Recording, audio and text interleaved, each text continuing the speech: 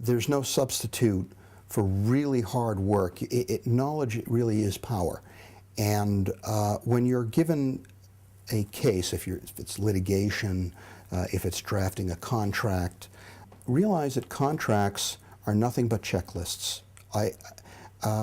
When I had a young associate, I'd usually start them off on, for example, a purchase and sale agreement for real estate. It's the simplest sort of transaction. And I'd have them write it, and they'd bring it to me with their draft, and then I'd start to go through them, and I'd say, why'd you put this section in, or why didn't you take this section out? And very often they'd say, well, you know, it was in your standard form. I said, well, you know, if I needed someone to fill in my standard form, I don't need you. I can have my secretary do that. I hired you for your brains.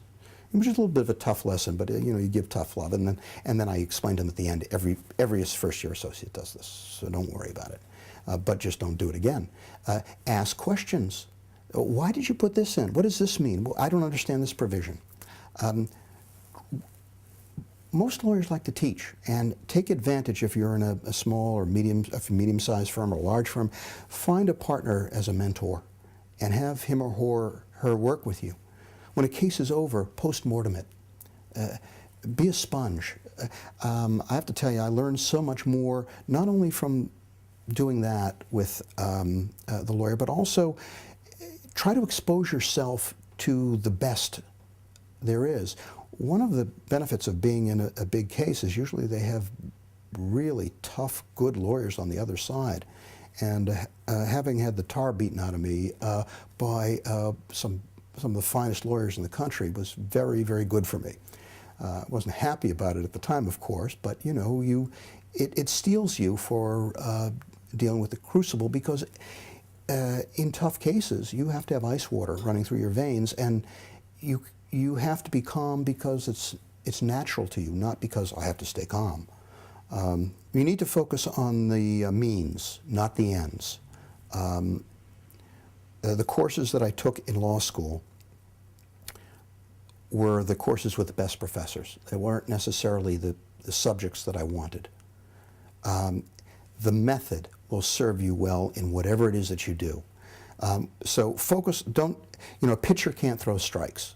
A pitcher's got to focus on his breathing, his body mechanics, his muscle memory, his rhythm, and the strikes will come. If you're worried about how the partner's going to perceive you instead of doing your job for your client, which is natural to all of us,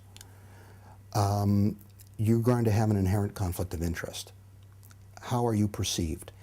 If you simplify your job by just trying to do it, and believe me, I've made an ass of myself more times than most people in the world, and you live. And if you don't make mistakes, you haven't learned anything.